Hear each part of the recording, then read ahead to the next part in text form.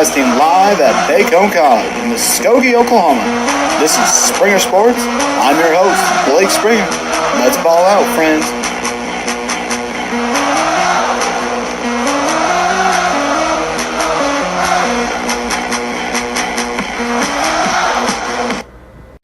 Hey, folks, it's game time here on Springer Sports. I'm your host, Blake Springer, like you heard in the intro. Today, again this week, I have joining me through Skype my good buddy, Kellan.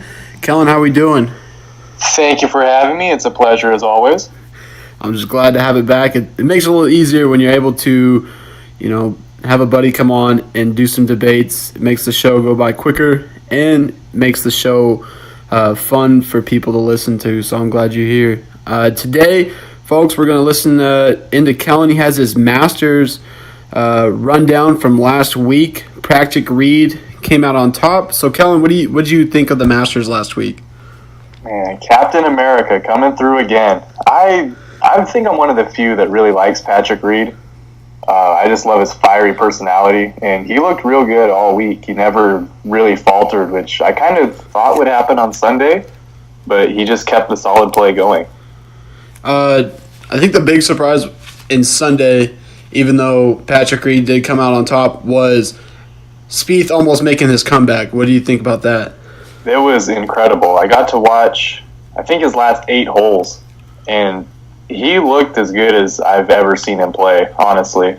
If it wasn't for that drive on 18 that caught those trees on the left, he could have found his way in a playoff with Patrick Reed. And I forget who topped out top 3. It was Reed, and I think it was Ricky Fowler in second, correct? Yeah, Ricky got solo second, I believe. I don't think anyone tied with him, so that's a good paycheck for him, too. Yeah. What'd you think of Tiger? He had a rough weekend, but he did kind of bounce. Well, he bounced back in Sunday just because he was under par and the only day under par for the weekend.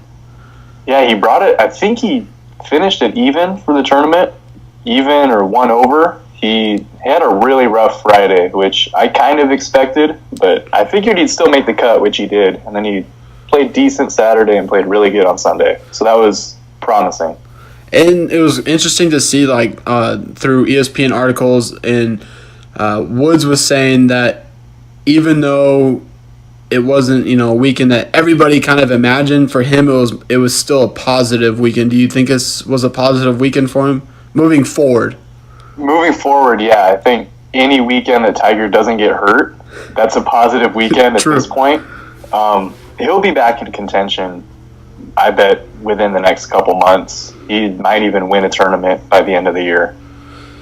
It'd be great to see, and the FedEx, if he can move it through the FedEx Cup standings, and, who knows what he can do down the stretch, because there's a lot of golf to be played. But he did come out and say that the Masters is a pretty heavy weekend on a golfer, so he was taking, I think, a few weeks off, and he normally does that in each Masters that he's participated in. He always takes at least a month or 2 or 2 to 3 months off before he even goes out and plays another round of golf. Yeah, I believe that. I think he's not supposed to come back until the first week of May is his next tournament, so that's about a month. Okay, as a golf enthusiast, hearing that, does that worry you in taking this amount of time off and then moving into another tournament? Or since they're professional, it really doesn't matter. They know the game. I think it's part of that second part. He's a professional, and I think he knows what he needs to work on. And I think the best way for him to do it right now is to do it away from tournaments, away from media, and all the scrutiny that he gets every week. Okay.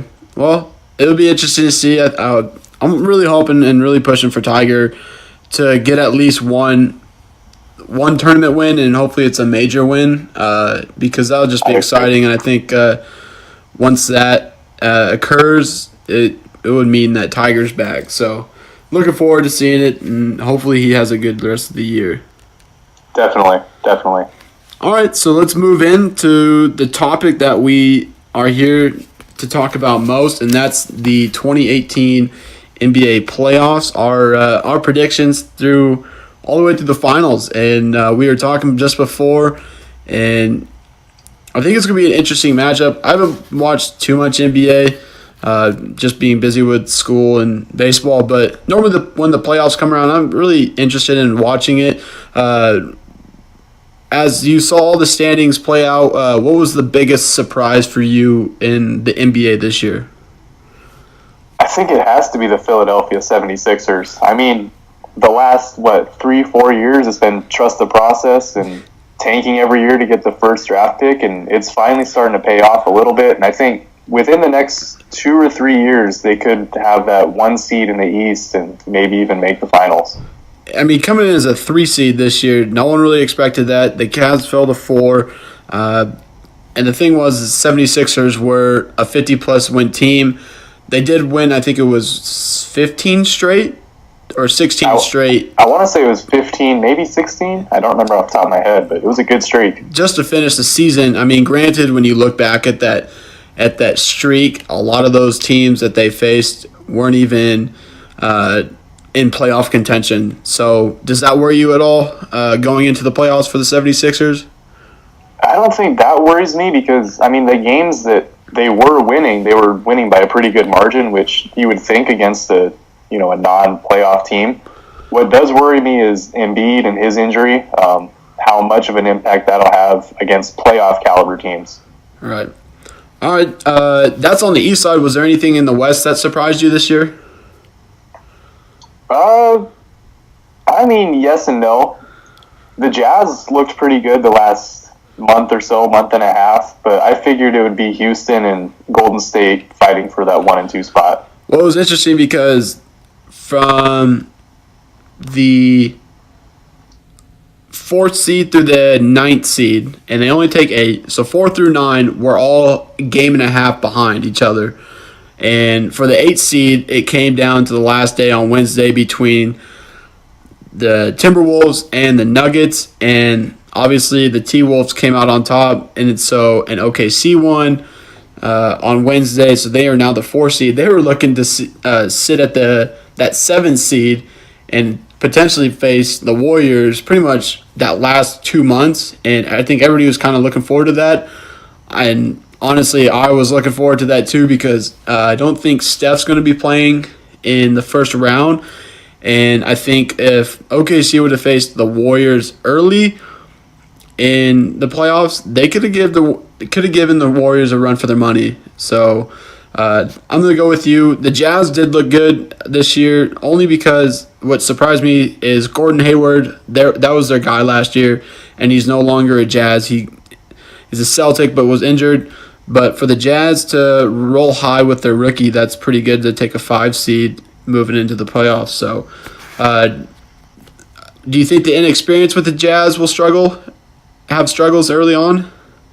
I think you could see it one of 2 ways. You could see it as a weakness for the Jazz, experience not playing the playoffs at all. I don't know if anyone on the team has any playoff experience. Yeah. Or you could see it as a positive and it being a young team and they just go out there and they play with nothing to lose. Right. And that could give them the first round win. Yeah. All right, well, let's move in and go on the East side. We'll start on the East, and then we'll move over to the West. So first round in the East, we got number 1 seeded Toronto Raptors versus the number 8 seed Washington Wizards. What's your prediction here? I have the Raptors in 5. They seem like the stronger team. I haven't seen too much of the Wizards, but I know they've kind of been like a roller coaster all year. They have their highs and their lows, so I just think the Raptors are the better team here. Well, John Wall is injured as well, and if he comes back, how healthy will he be? And I'm with you. I'm taking the Raptors, but I'm going to take them in 4. I'm going to come out and say it now. This is the only sweep in the playoffs this year. I'm going to take the Raptors in 4 and be the only sweep in every matchup all the way through the finals. So I think that's a bold prediction. It probably won't happen, but that's what I'm going to go with. Next, the winner here, the 4 seed Cavs versus the 5 seed Pacers. What do you got here? I have the Cavaliers in 6. It could easily go to a 7th game. I could honestly see that just the way the Cavs have been playing pretty much all season. But I just think playoff Cavaliers, I think they'll win in 6. I'm with you. I'm taking the Cavs in 6.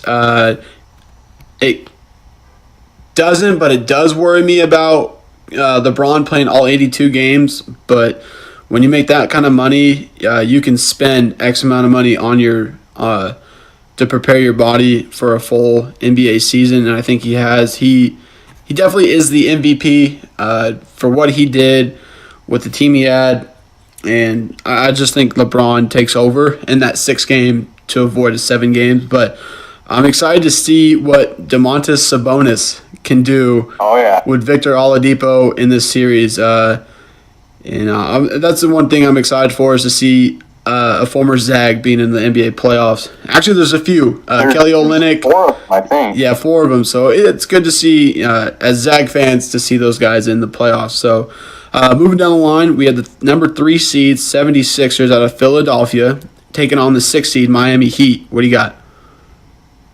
I have the Sixers in 5.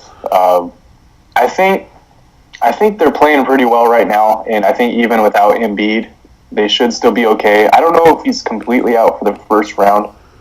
I'm under the assumption that he is, but I think they could still win it in 5 with the talent they have against the Heat. I'm going to go with the shocking here.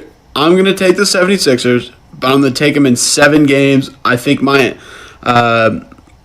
D-Wade is going to be a factor in this series, moving along with the Heat. And the last game in the first round for the East is the 2 seed Celtics versus the 7 seed Bucks. What do you have? I have the Celtics in 6, but I'm kind of leaning towards the 7th game.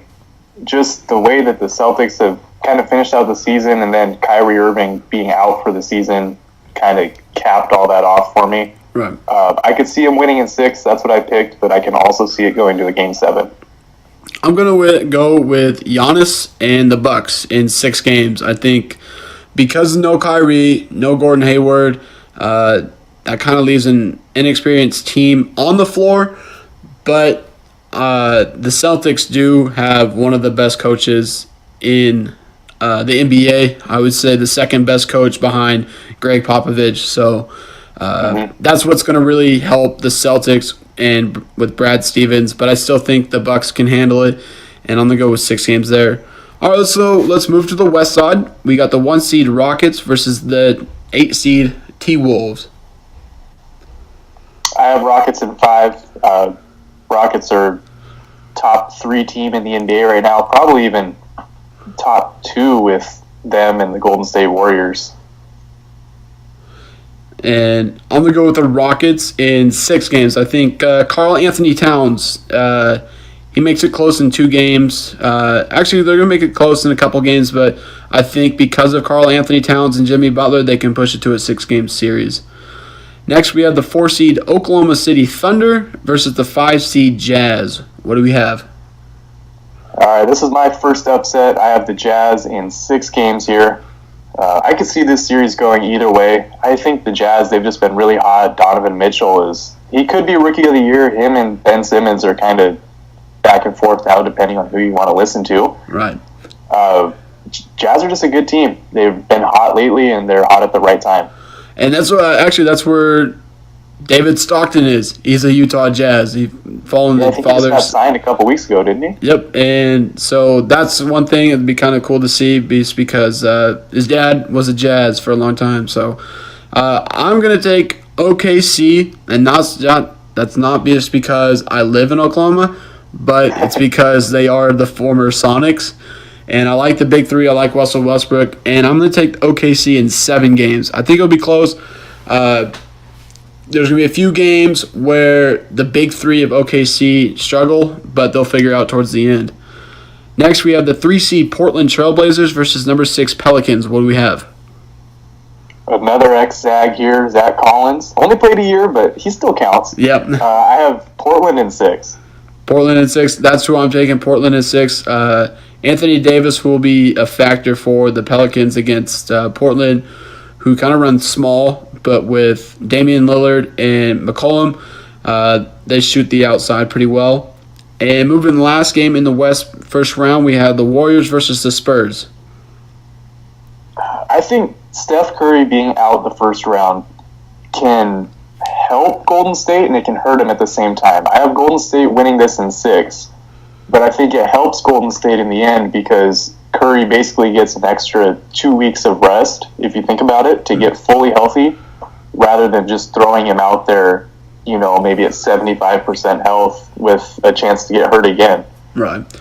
I'm going to go Warriors in 7 games. Greg Popovich is the best coach in the NBA, and they know how to win, even though they're an old team with Manu Ginobili and Tony Parker. But LaMarcus Aldridge is going to be a key factor, and who knows what Kawhi Leonard will do. And he might show up in the first round. If he does, I think the Spurs can win. But if Kawhi doesn't play, they don't have a chance. I hear ya. So going into the second round, we have the Raptors versus the Cavs. What do you have? I have the Raptors in 7. I think this is their year to get past the Cavs and get to the conference finals. I don't know. Something about the Cavs just kind of worries me this year. They haven't looked the same, and I think this is probably the worst supporting cast that LeBron's had in his few years in Cleveland.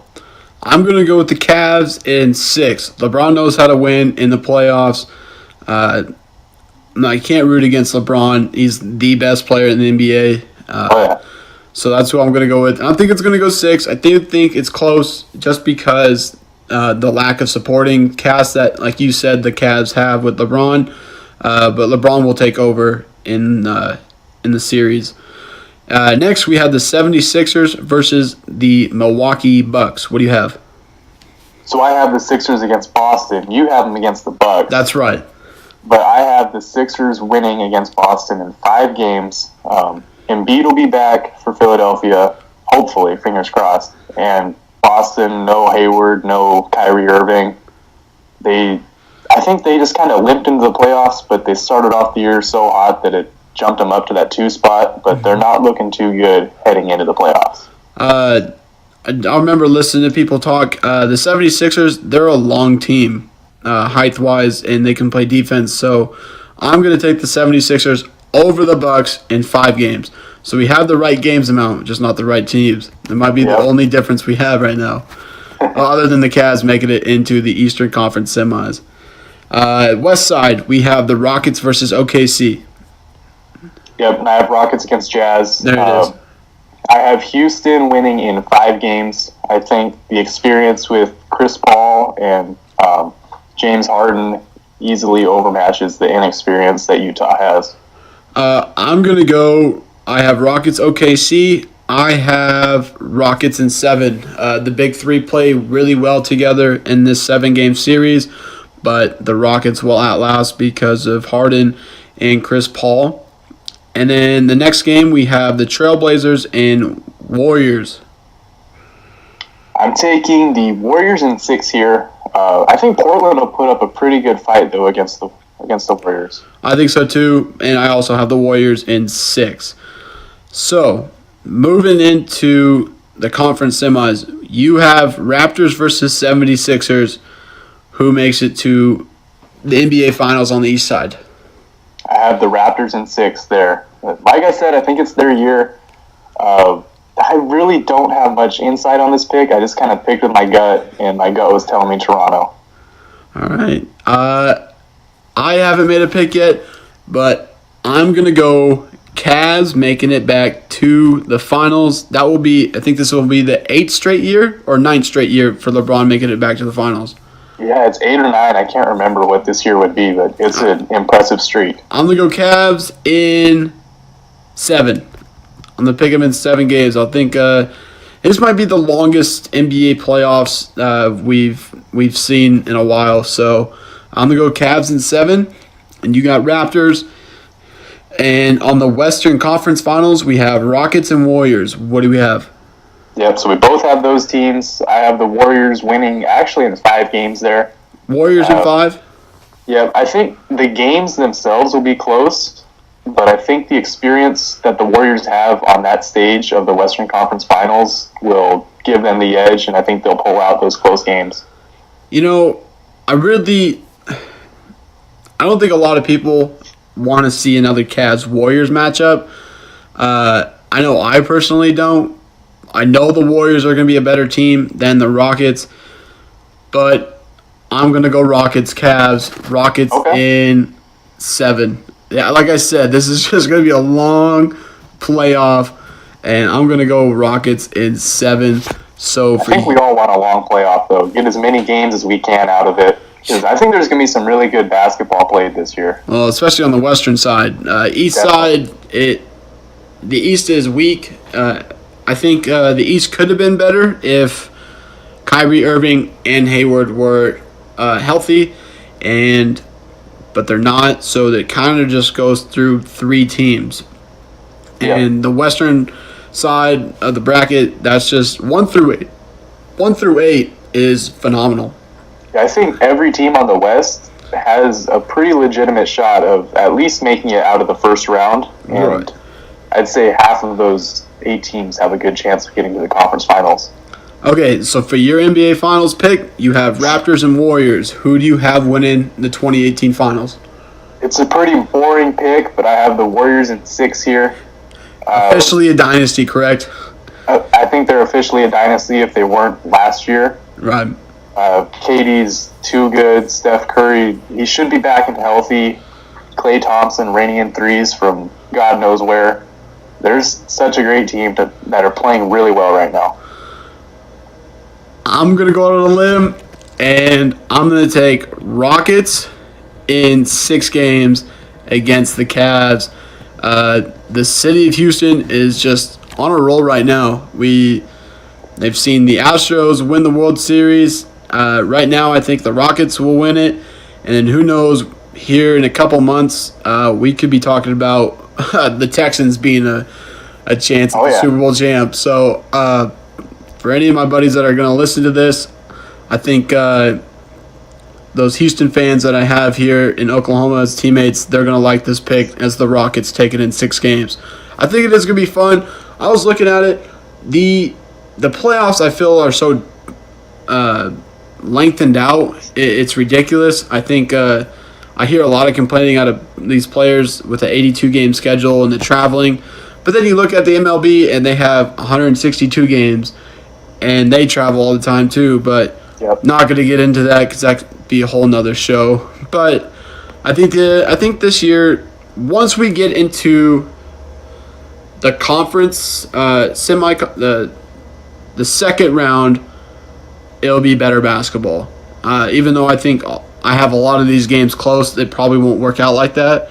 Right. I think we can kind of agree on that. But once you get into the conference finals and the second round to the conference finals, it'll be good basketball and exciting to watch. So, yeah. So I got Rockets in 6, and you got the Warriors in 6. Yes, sir. You just don't think the Raptors can pull it out with the Warriors, and that's understandable, and I completely agree. Right. I think it was a good run from the Raptors just to get to the... I think that's all they needed this year is to make it over that hump in the Eastern Conference semis. So they've been around, but this year I can see it. I can move it around.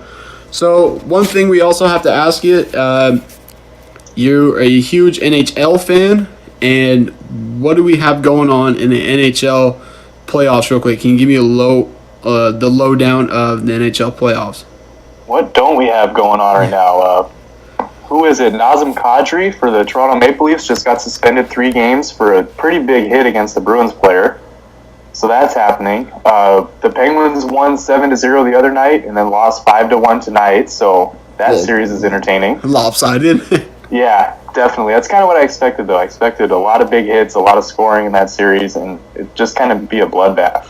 The West is looking good. Vegas is looking good for an expansion team. They're going far. I'm not gonna make it sound important, but when Vegas became a team, I'm not lying.